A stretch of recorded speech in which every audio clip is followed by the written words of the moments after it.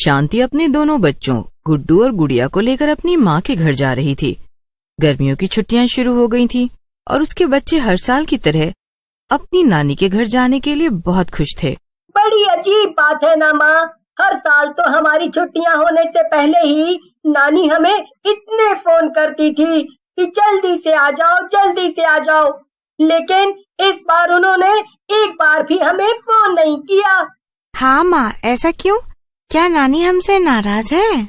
अरे नहीं नहीं बच्चों, ऐसा कुछ भी नहीं है। अभी हम लोग नानी के पास जाएंगे ना, तो वो हम सबको देखकर बहुत खुश हो जाएंगी। थोड़ी देर में वो सब अपनी नानी के घर पहुंच गए। शांति ने अपने घर का दरवाजा खटखटाया, लेकिन बहुत देर तक उसकी माँ घर से बाहर नहीं आई। अरे ये क्या, माँ दरवाजा क्यों नहीं खोल रही हैं? क्या वो घर पे नहीं है? वैसे भी हमने उन्हें अपने आने के बारे में बताया नहीं था। ये देखकर गुड्डू और गुड़िया जोर जोर से दरवाजा खटखटाने लगते हैं। नहीं नहीं माँ, वो देखो ना, दरवाजा बाहर से नहीं बंद है। अगर नानी कहीं गई होती तो यहाँ ताला लगा होता। इसका मतलब कि वो अंदर ही है। थोड़ी देर में उनकी नानी बाहर आ जाती है। वो शांति और उसके बच्चों को देखकर खुश नहीं होती हैं। अरे माँ, मैं कब से दरवाजा खटखटा रही थी, मगर आप खोल ही नहीं रही थी। क्या हुआ? आप सो रही थी क्या? हाँ, मैं सो रही थी, लेकिन तुम लोग यहाँ ऐसे अचानक क्यों आ गए हो? अरे हम तो आपको अचानक आकर सरप्राइज देना चाहते थे। अरे नहीं, ऐसी बात नहीं है। वो मेरी तबीयत कुछ ठीक नहीं है, इसलिए। अब दरवाजे पर ही खड़ी रखोगी या अंदर आने को भी कहोगी माँ? इतना कहकर शांति और उसके बच्चे घर के अंदर आ जाते हैं। उनकी नानी बिना किसी से कुछ बात किए अपने कमरे में चली जाती है। माँ, कुछ तो गड़बड़ जरूर है। नानी को कुछ न कुछ तो हुआ है, वरना वो ऐसे बर्ताव नहीं करती। हाँ गुड़िया बेटा, अब तो मुझे भी कुछ अजीब सा लग रहा है। खैर तुम दोनों हाथ मुंह धो लो, मैं कुछ खाने को देती हूँ। शांति अपनी माँ के कमरे में जाती है और देखती है कि पूरे कमरे में बहुत गंदगी फैली हुई थी और उसकी माँ चुपचाप बिस्तर में लेटी हुई थी। ये सब क्या है माँ? आप तो कभी भी कमरे को इतना गंदा नहीं रखती थी, तो फिर ये अचानक से आपने इतनी गंदगी क्यों फैला रखी है? अरे मेरा घर है, मैं इसे जैसे चाहे रखूं, उससे तुझे क्या? ये क्या माँ, मैं इतने दिनों बाद आई हूँ और आप मुझसे ऐसे बातें कर रही हैं। देखो मेरी तबीयत कुछ ठीक नहीं है, अब तुम यहाँ से जाओ, बाद में आना। तो माँ आपने कुछ खाना नहीं बनाया है क्या? क्यों, तूने मुझे आने से पहले बताया था क्या, जो मैं तेरे लिए 56 भोग बना के रखती? जा यहाँ से, मैंने कुछ नहीं बनाया है। शांति चुपचाप वहाँ से दुखी होकर चली जाती है। वो रसोई में जाकर अपने बच्चों के लिए कुछ खाना बनाने लगती है। न जाने माँ को क्या हो गया है, पहले तो उन्होंने कभी भी मुझसे ऐसे बात नहीं की। अगर उन्हें किसी बात की नाराजगी है तो मुझसे कहना तो चाहिए। ऐसे नाराज रहकर भला क्या मिलेगा? शांति खुद से ही बातें कर रही थी कि तभी उसे गुड्डू और गुड़िया के रोने की आवाज आती है। अरे ये क्या, ये बच्चे क्यों रो रहे हैं? इनका फिर से आपस में झगड़ा हो गया है क्या? शांति भाग के जाती है और देखती है कि गुड़िया एक तरफ गिरी पड़ी है और रो रही है, वहीं दूसरी तरफ गुड्डू को उसकी नानी ने पकड़ रखा था। माँ, ये आप क्या कर रही हैं? शांति जाकर गुड्डू को बचा लेती है। तभी उसकी माँ गुस्से में बोलती है, तूने अपने बच्चों को तमीज नहीं सिखाई है क्या?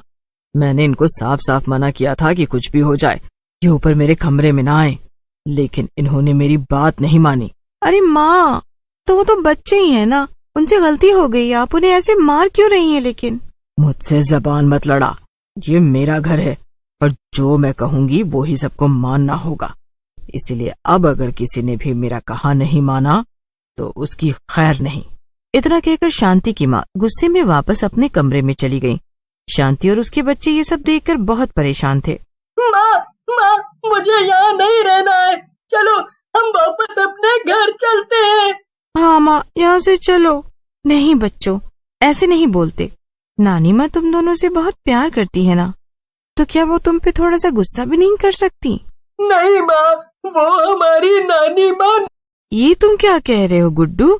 गुड्डू की बात सुनकर शांति दंग रह जाती है। बेटा, मुझे भी कुछ समझ नहीं आ रहा कि तुम ये क्या कह रहे हो, जरा ठीक से तो समझाओ। माँ, मैं और गुड़िया खेल रहे थे और खेलते खेलते हमारी बॉल नानी के कमरे में चली गई थी। जब हम उसे लेने गए तो हमने देखा कि नानी के कमरे में एकदम अंधेरा था।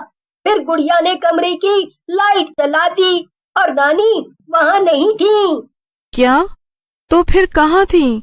माँ, नानी की जगह कमरे में एक डरावनी सी चुड़ैल थी और वो छत की दीवार पर उल्टी लटक रही थी। क्या? हाँ माँ, और फिर हम दोनों वहाँ से चिल्लाकर भागे, लेकिन तभी कमरे से नानी बाहर आ गई और वो हमें मारने लगी। माँ, हमें पूरा यकीन है कि वो हमारी नानी नहीं है। बच्चों, अगर तुम दोनों सच कह रहे हो तो तुम्हें यहाँ नहीं रुकना चाहिए। यहीं पास में तुम्हारी बरखा आंटी का घर है ना, मैं तुम दोनों को वहाँ छोड़ाती हूँ। फिर मैं बरखा आंटी के साथ यहाँ आकर देखूंगी कि आखिर मामला क्या है। ठीक है माँ, लेकिन आप भी अपना ध्यान रखना। बरखा शांति के बचपन की दोस्त थी और वो उसके घर के पास में ही रहती थी। शांति बच्चों को बरखा के घर लेकर जाती है और उसे सब बता देती है। क्या बात कर रही हो शांति? अगर तुम्हारी माँ के अंदर सचमुच में कोई चुड़ैल घुस गई होगी तो हम क्या करेंगे? मुझे तो कुछ भी समझ नहीं आ रहा बरखा। अब मैं क्या करूं? कैसे बचाऊं माँ को? हमें जल्दी ही कुछ करना होगा, वरना वो चुड़ैल उन्हें छोड़ेगी नहीं। तभी बरखा का पति शांति से कहता है, शांति, वैसे मेरे हिसाब से हमें तुम्हारी माँ पर कुछ समय नजर रखनी चाहिए। शायद इससे हमें पता चल जाए कि वो चुड़ैल तुम्हारी माँ से क्या चाहती है। ऐसे हम वहाँ सीधे जाएंगे तो चुड़ैल हमें देख लेगी और हमें पता भी नहीं चल पाएगा कि वो क्या चाहती है। ठीक है, फिर चलो चलते हैं। बरखा, तुझे याद है ना कि मेरे घर के पीछे में एक खुफिया दरवाजा है जिससे हम आसानी से घर के अंदर जा सकते हैं और माँ को पता भी नहीं चलेगा। हाँ, याद है ना, जब भी हम देर तक पार्टी करके घर लौटते थे तब तो उसी दरवाजे से अंदर जाती थी ताकि आंटी को पता ना चल सके। हाँ, अब जल्दी से चलते हैं बरखा, ये हंसी मजाक करने का वक्त नहीं है। मुझे माँ की बहुत चिंता हो रही है, उनकी जान खतरे में है। शांति और बरखा शांति के घर चले जाते हैं। शांति फुसफुसाते हुए बरखा से कहती है, चलो बरखा, ऊपर चलते हैं माँ के कमरे में। हाँ, ठीक है, चलो, मगर बिल्कुल भी शोर मत करना। हमें चुपचाप जाकर पता करना पड़ेगा कि आखिर वहाँ हो क्या रहा है। वो दोनों अपनी माँ के कमरे तक पहुँचती हैं और तभी उन्हें कुछ आवाजें सुनाई देती हैं। एक आवाज काफी डरावनी थी और दूसरी आवाज शांति की माँ की थी। तुम्हें तो मेरा शरीर चाहिए था ना, तो ले लो, मगर तुम मेरे बच्चों को नहीं मार सकती। तुम बार बार उन्हें क्यों नुकसान पहुंचा रही हो? आखिर ये करके तुम्हें क्या मिल रहा है? नहीं, अब तो मैं उन्हें भी मारूंगी। वैसे भी एक बार मुझे तेरा शरीर मिल जाए फिर मैं बहुत ज्यादा ताकतवर हो जाऊंगी। बस आज रात तक का इंतजार है। आज रात को ही मेरी मौत हुई थी। अगर आज रात को ठीक उसी समय मैं तुझे मार दूं और तेरा शरीर ले लूं, फिर मुझसे ज्यादा ताकतवर और कोई चुड़ैल नहीं होगी। जैसे ही शांति ये सुनती है, वो दरवाजा खोलकर अंदर पहुंच जाती है और अपनी माँ को रोक लेती है। नहीं माँ, तुम खुद को नहीं मार सकती। हम मिलकर इस चुड़ैल से लड़ेंगे, लेकिन तुम खुद को कुछ मत करना। तू और मुझसे लड़ेगी? तेरे जैसे इंसानों को तो मैं एक पल में मसल सकती हूँ। चुड़ैल शांति को हवा में उड़ा देती है, लेकिन तभी पीछे से बरखा का पति आ जाता है। उसके हाथ में एक बड़ा सा डंडा था। वो उस डंडे के सहारे चुड़ैल को जोर जोर से मारने लगता है। थोड़ी ही देर में बरखा का पति चुड़ैल को इतना मारता है कि वो वहां से भाग जाती है। ऐसा करने से शांति और उसकी माँ उस चुड़ैल के चंगुल से आजाद हो जाती हैं। बरखा, अगर तुम और तुम्हारे पति आज नहीं होते तो आखिर मेरी माँ का क्या होता? मैं शायद उन्हें हमेशा हमेशा के लिए खो देती। और तो और ये चुड़ैल मुझे और मेरे बच्चों को भी मारना चाहती थी। तुम्हारा बहुत बहुत धन्यवाद बरखा। और सब कुछ पहले जैसा हो जाता है। गुड्डू और गुड़िया भी अपनी नानी से फिर से मिलकर बहुत खुश थे।